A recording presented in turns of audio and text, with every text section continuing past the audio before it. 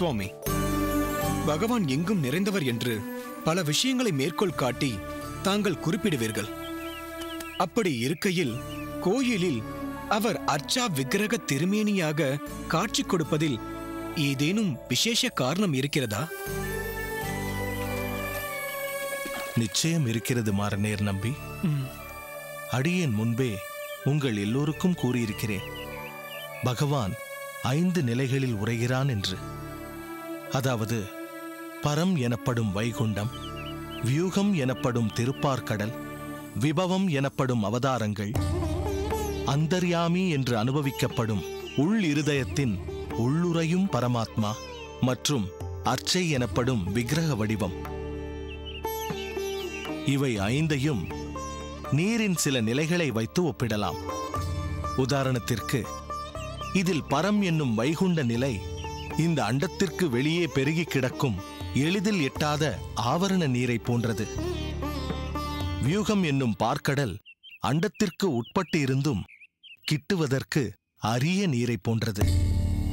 நம் போன்ற கட்டுண்ட ஜீவாத்மாக்களால் காண முடியாது. விபவம் என்னும் பகவானின் அவதாரங்கள் குறிப்பிட்ட சமயத்தில் ஏற்படும் வெள்ள நீரை போன்றது. அந்தந்த காலத்தவர்கள் மட்டுமே அதை அனுபவிக்க முடியும். அந்தர்யாமித்துவம் என்னும் பரமாத்மா அனுபவம் என்பது பூமிக்கு அடியாழத்தில் இருக்கும் நீரை போன்றது. அரும்பாடுபட்டால் யோகத்தால் அனுபவிக்கப்படக்கூடியது. ஆனால் அர்ச்சை என்னும் விக்கிரக ரூபமானது தேங்கிய மடுவின் நீரை போன்றது.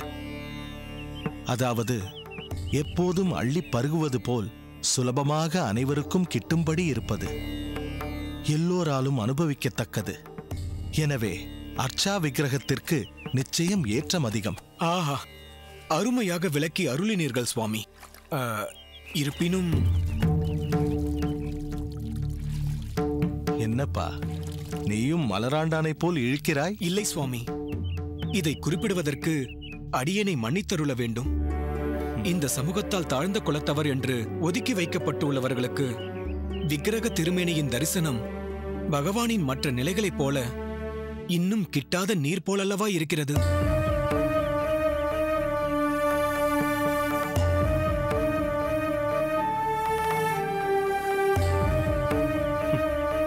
பார்த்தாயா திருக்கோஷ்டி, இவன் கேள்விக்கு என்னவென்று ஒரு பதிலை உடனடியாக கொடுக்க முடியும்?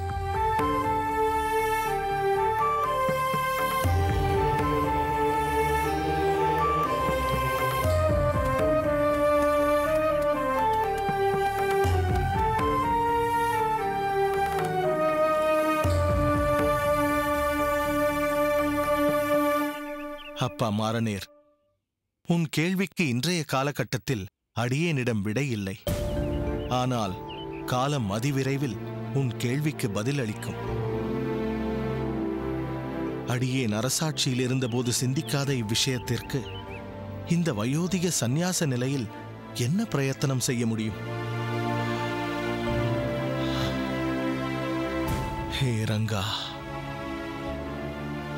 சுவாமி, தாங்கள் துயரம் படும்படியான அடியேன் ஏதேனும் தவறாக கேள்வி கேட்டிருந்தால் மன்னிக்க வேண்டும். இல்லை அப்பா, இல்லை. நீ ஒன்றும் தவறாக எதையும் கேட்கவில்லை. திருக்கோஷ்டி நம்பி. சுவாமி, அடியேன்.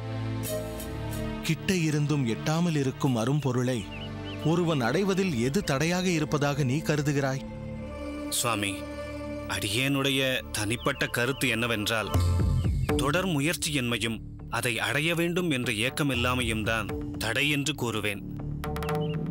நீடித்த முயற்சியாலும் அதை அடைந்தே ஆக வேண்டும் என்ற ஏக்கத்தாலும் அவன் எதிர்பார்க்கும் அறம்பொருள் கிடைத்தால் என்றும் அதை காத்து நித்தியம் அதை அனுபவிக்கவும் செய்வான் என்பது அடியேனுடைய தீர்மானமான கருத்து.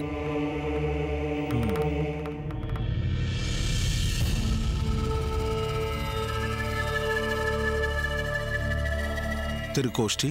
சுவாமி, அதோ அங்கு வந்து கொண்டிருப்பது யாராக இருக்கும்?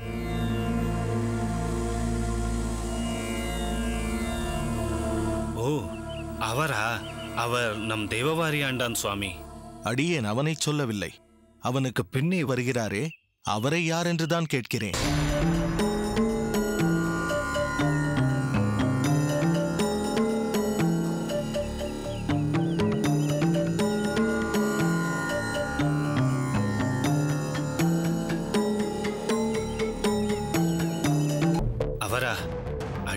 எனக்கும் அவர் புதியவராகத்தான் தோன்றுகிறார் சுவாமி. தாசனடியேன். கைங்கரிய சீலனாக இரு.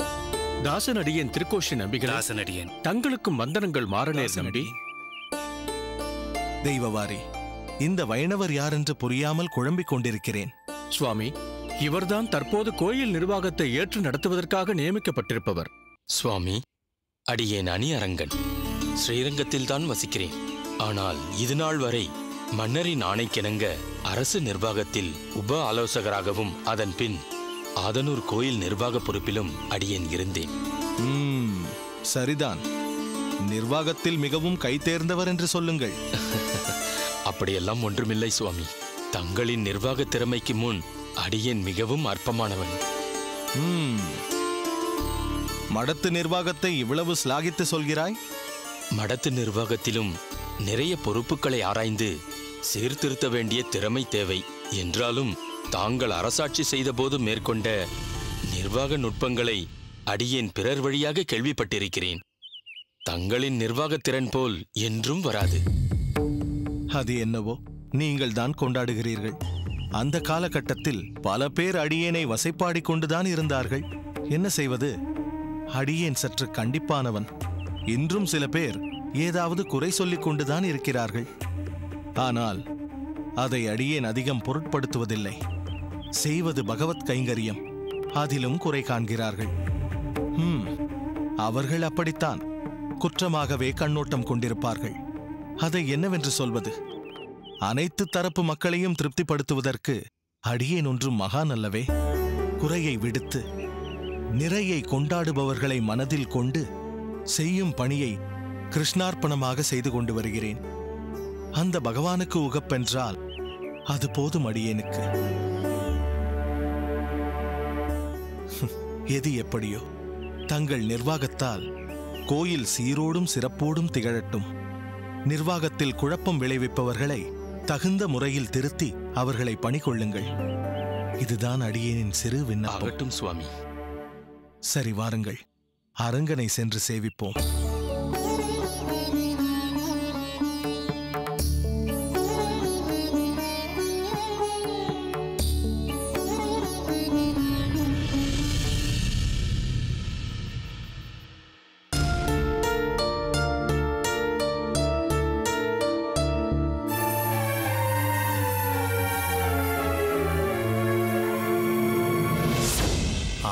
வா, பாட்டியை நமஸ்காரம் செய்து கொள்வோம்.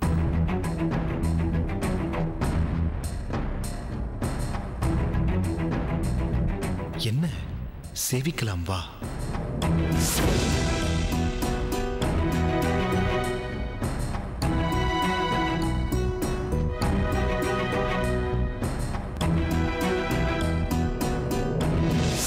நூறு வயசு வாழணும்.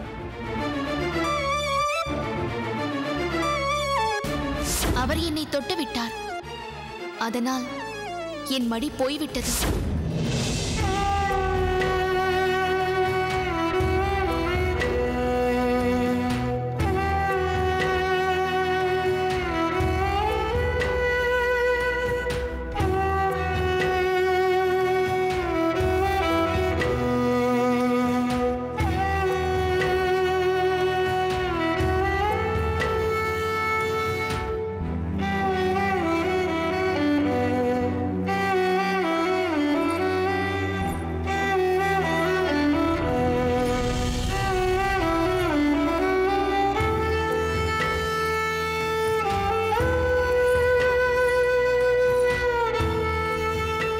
சுவாமி,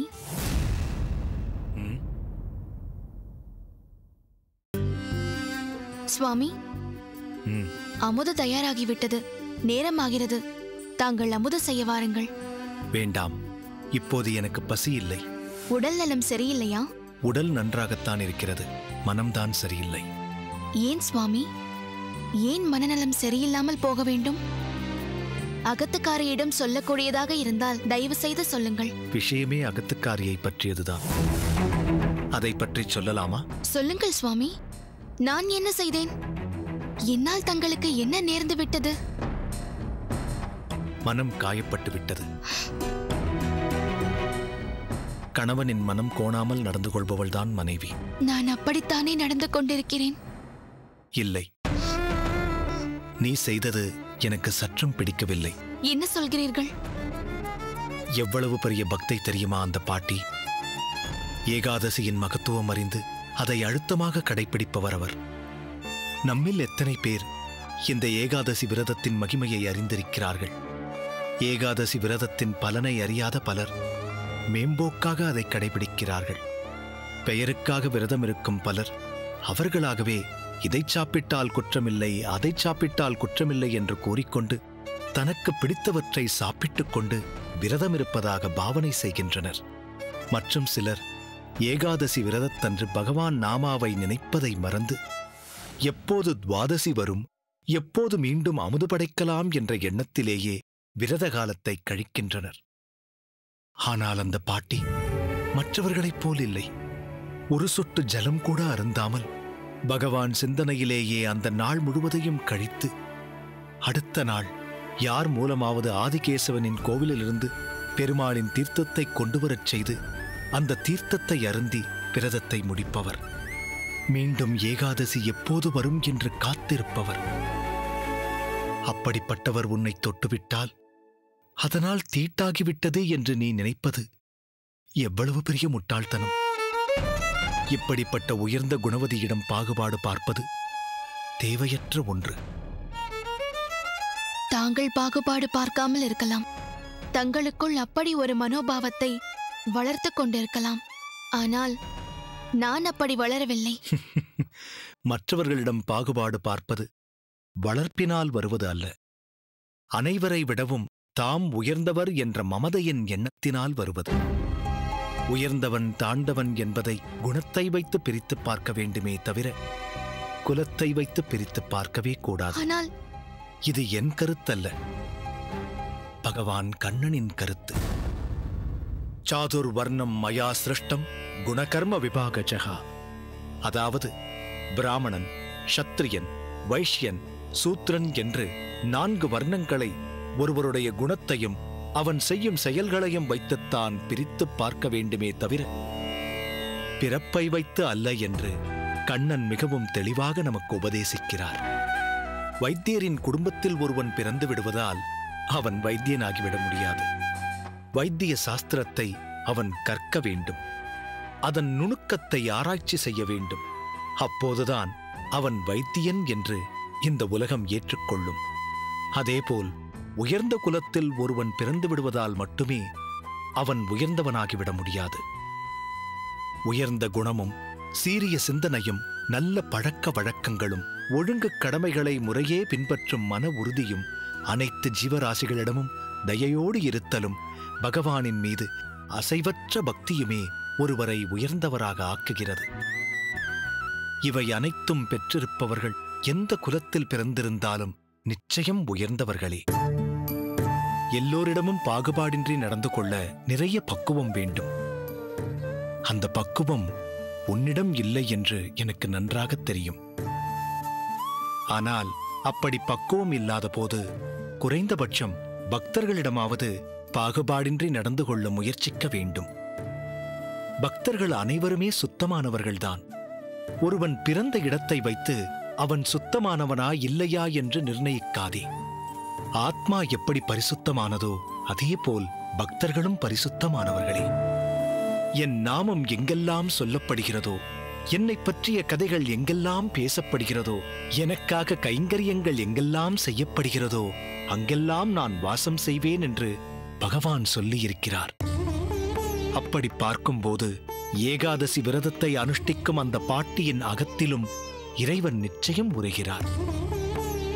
அப்படி பகவான் வாசம் செய்யும் இடத்தில் எந்த அமங்கலமும் இருக்காது, எந்த தீட்டும் இருக்காது. அது மட்டும் இல்லை, பாட்டியை சேவிக்க சொன்னபோது உன்னிடம் ஒரு தயக்கத்தை பார்த்தேன். எந்த குலத்தையோ சேர்ந்த ஒருத்தியை சேவிக்க சொல்கிறாரே என்று நீ நினைப்பது எனக்கு நன்றாக புரிந்தது. ஆனால் உண்மை என்ன தெரியுமா? 4 வர்ணத்திற்கும் கீழான குலத்தில் ஒருவன் பிறந்திருந்தாலும் ஆத்ம ஞானத்தையும் பகவத் சம்பந்தத்தையும் அவன் உணர்ந்து விட்டால், 4 வர்ணத்தில் முதல் வர்ணமான அந்தணனாக ஒருவன் இருந்தாலும் அந்த வைஷ்ணவனை பார்த்த மாத்திரத்தில் அவன் காலில் விழுந்து தண்டம் சமர்ப்பிக்க வேண்டும் என்று சாஸ்திரம் சொல்கிறது. பகவானும் அவர் நமக்களித்த வேதமும் மிகவும் தெளிவாக இருக்கிறது தஞ்சா. ஆனால் நாம் தான் தெளிவில்லாமலும் மிகவும் குழம்பியும் போயிருக்கிறோம். ஒருவரை சேவிக்கும் போது நாம் என்ன அவரையா, அதாவது அந்த சரீரத்தையா சேவிக்கிறோம்? இல்லை, அந்த சரீரத்தினுள் உறையும் பகவானின் அம்சமான பரமாத்மாவைத்தான் சேவிக்கிறோம். என்னுடைய மனம் கோணாமல் நடக்க வேண்டும் என்று நீ நினைத்தால் தயவு செய்து இப்படிப்பட்ட பாகுபாடுகளையெல்லாம் உன் மனதிலிருந்து விலக்கிக் கொள். அதுதான் நல்லது. மன்னிக்க வேண்டும் சுவாமி. தங்களுக்கு இருக்கும் பரந்த மனப்பான்மை, தொலைநோக்கு சிந்தனையும் எனக்கில்லை. நான் சிறிய வயதில் இருந்தே என் அம்மாவின் அடியொற்றி நடந்தவள். ஆச்சார அனுஷ்டானங்களை என் அம்மா செய்யும் போது தன் மாங்கல்ய பலத்தையும் குடும்ப நலத்தையும் குடும்ப விருத்தியையும் அகத்துக்காரரின் ஆரோக்கியத்தையும் முன்னிறுத்தியே அவள் அனுஷ்டிப்பதை நான் பார்த்திருக்கிறேன். இளம் பெண்ணாக நான் இருந்தபோது எனக்கு தோன்றாத பல உணர்வு, ஆச்சார அனுஷ்டானங்களில் ஒரு பயம், மனைவியின் ஸ்தானத்தை ஏற்றதும் எனக்கு இப்பொழுது வந்திருக்கிறது. அதற்கு காரணம் என் தாயின் அடியை ஒற்றியே நானும் வாழ வேண்டும் என்று நினைப்பதுதான். நான் மட்டுமல்ல, அநேகமாக எல்லா பெண்களுக்குமே அவர்கள் தாய்தான் வழிகாட்டி. அந்த விதத்தில் நான் என் தாயின் வழியிலிருந்து பிறழாமல் இருக்கவே நினைக்கிறேன். ஒரே நாளில் தங்களின் எண்ணப்படி என்னை மாற்றிக்கொள்வது கடினமான காரியம். இதற்காக தாங்கள் அமுது செய்யாமல் இருக்க வேண்டாம். தயவு செய்து உள்ளே வந்து அமுது செய்யுங்கள்.